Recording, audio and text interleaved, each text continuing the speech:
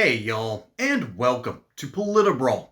My name is Brian, and Bernie Moreno just makes mincemeat out of Kaitlan Collins, and her executives over at CNN are not going to be happy with the results. Let's dive in. Marjorie Taylor Greene is saying that Republicans don't have a plan on how to bring down health care costs. If the government reopened tomorrow, do you think Republican leaders have a plan on that? Yeah, absolutely. And I would say to Marjorie Taylor Greene, I like her. She came out to Ohio a few times. She's certainly able to write a bill herself. Like, if this is something she's passionate about, put pen to paper, write a bill, present an option. Don't just criticize what other people are doing. In terms of what Republicans think, is that the marketplace should work. What Obamacare has proven is that it's a total abject failure at keeping costs affordable, ironically, in the name. So what the Democrats want to do is just throw more taxpayer money. They want to have more giveaways to insurance companies. They want to cover criminal aliens, which is totally insane. What we need to do is lower the cost of health care. That's not a 24-hour question. We need to reopen the government. Let's have an actual adult conversation about what we get together and say, let's give the American people what they want, affordable health care. The Democrats failed in that mission. Republicans did not vote for Obamacare. They did not vote for these Biden-era COVID subsidies. Okay, but Senator, you're saying that Republicans do have a plan. Absolutely. What is that plan? Well, I mean, we have to have can people see it? Sure, we have to have PBM reform. We have to look at the ways that we have a lot of waste, fraud, and abuse in the healthcare system. We have to let the marketplace work. There's no transparency or competition. You look at some things like, for example, the Oklahoma City Surgery Center and what they're doing. That's really innovation in healthcare, more remote, having nurses be able to treat patients in a different way. The whole system can be looked at very holistically, but it's going to take 3 or 4 months to really bring a consensus to that plan. In the meantime, what are we going to do? Keep the government closed for 3 or 4 months every time that we have a policy debate? This is nuts.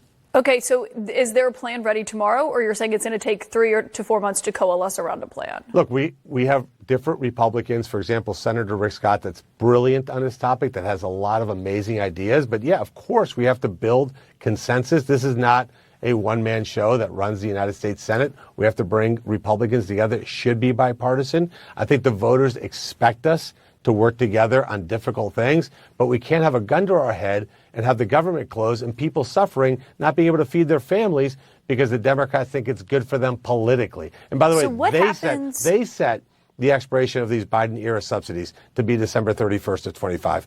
They made EV subsidies to go through 2032 on luxury electric vehicles, but they chose to have these subsidies end in 2025. On healthcare, Senator, what is someone who has open enrollment starting November 1st supposed to do in response to the idea that it would take 3 to 4 months to coalesce around a plan? Look, Obamacare is a total and complete disaster. Having the COVID era. But what's Republicans' plan to counter that? I think is my question. I'm answering it for you. Look, we can't fix Obamacare in 3 months. What I'm telling you is that the COVID era subsidies are a tiny fraction of any increase. The increase is happening because Obamacare is broken. It's a complete abject failure. There isn't a single Republican that voted for Obamacare. This is a Democrat plan. You should ask the next Democrat that you have on, what is your plan to fix your health care plan? Because it's objectively terrible. We will bring competition to the marketplace. We'll absolutely increase transparency. We'll have PBM reform. President Trump has done a ton to lower prescription drug prices. We're going to have most favored nation status. We can do it, but we need to put together a coalition to make that happen. I'm not defending Obamacare or the subsidies on that, but it has been 15 years. I know you've only been in the Senate. You're new to Washington, relatively new, but some people may say, well, there's been 15 years since Obamacare passed. We haven't seen a Republican plan to replace it. Well, Obama was president for 4 years. President Trump was president for 4 years. And then, of course, Biden came in and made everything objectively worse. And by the way, you can't defend Obamacare because it's indefensible. You're acknowledging there was a Republican president in between those two Democrats who's now back in office. In a very different situation. He only had 2 years of unified control of government. We got the most important bill done, which is tax relief for all Americans that stimulated our economy. And it had not been for COVID, we would have been in a totally different situation. Had President Trump had a second term that was consecutive, it would have been a very different situation. But the Democrats had control of government during Biden, and they did absolutely nothing about it.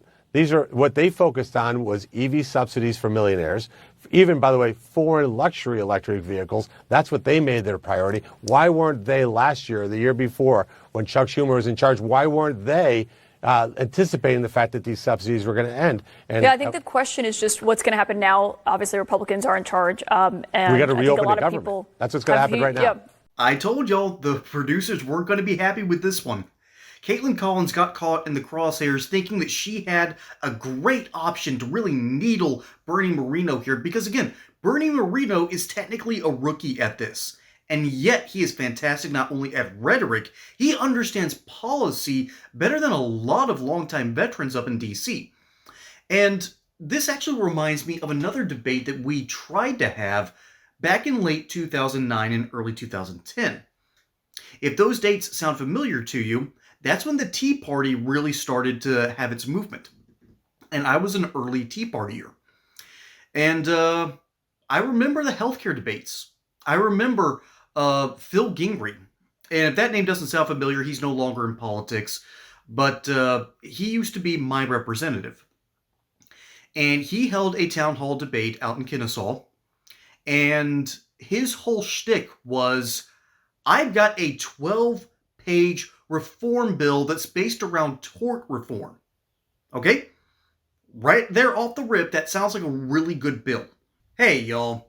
If you want to drop a few extra pounds, boost energy levels, or just reduce swelling to your hands and feet, then you're going to love these two American-made supplements. The first is Liver Health Formula. Fat deposits in the liver can really pile on the pounds and make you feel tired. Liver Health Formula helps remove that excess fat with natural ingredients like artichoke extract and milk thistle. In a customer survey, 60% reported better weight management and 87% reported more energy. And the next is lymph system support. The natural ingredients in lymph system support helps gently flush out fluids and toxins out of the body, which can reduce swelling in the legs and feet.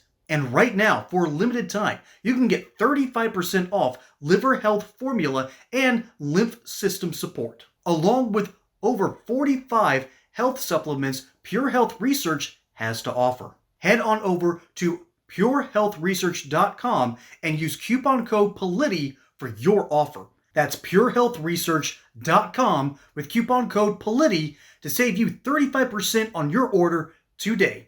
And to make that a little bit more transparent, the whole idea of tort reform is essentially to reform the way we can sue people for medical malpractice and make it easier for people to get properly compensated while making it harder for frivolous lawsuits.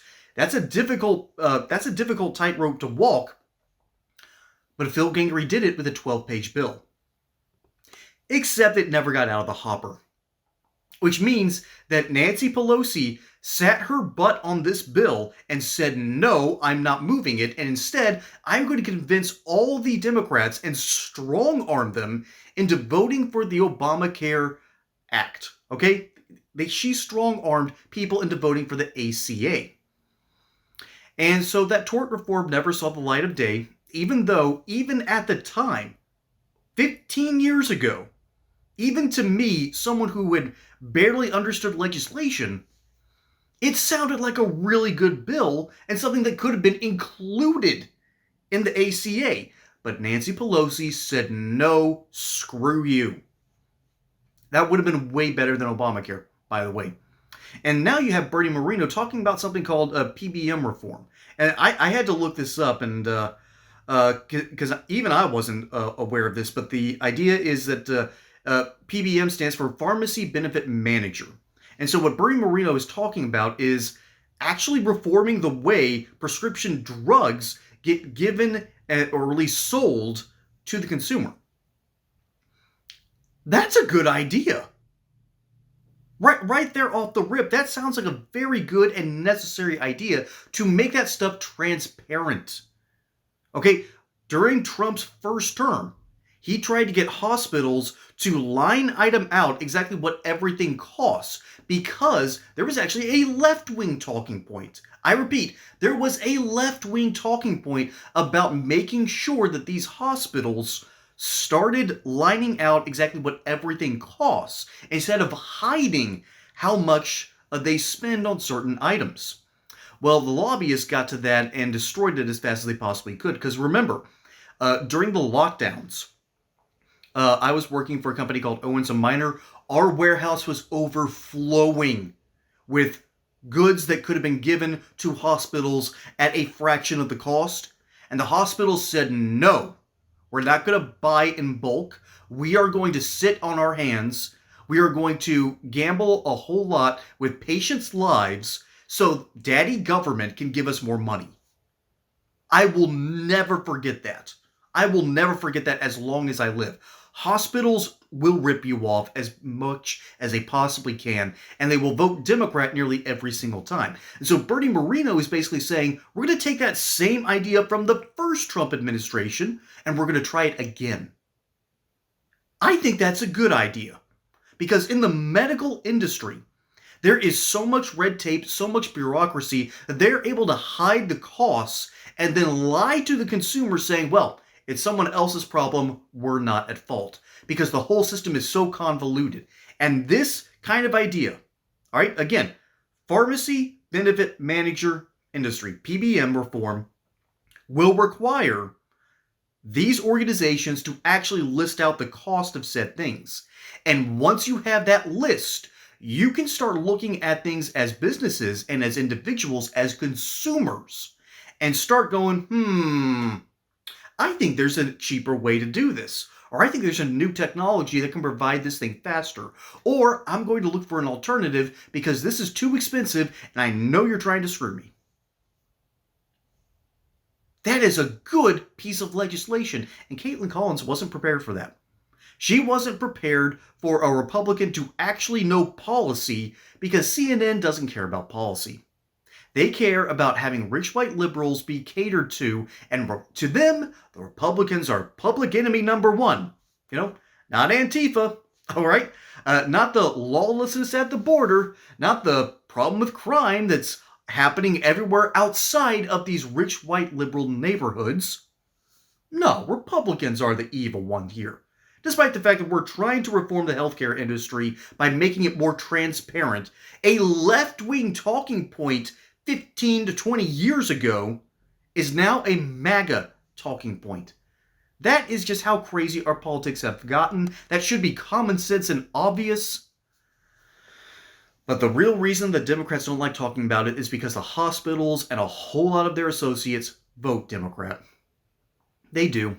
And so they're going to perpetuate the system that makes us less healthy, that makes us more impoverished, makes it cost more, all because their voters love the red tape, they love the bureaucracy, and they love the convolution because it gives them more control. That is just a sad thing to talk about, and that's exactly what the Democrat Party stands for.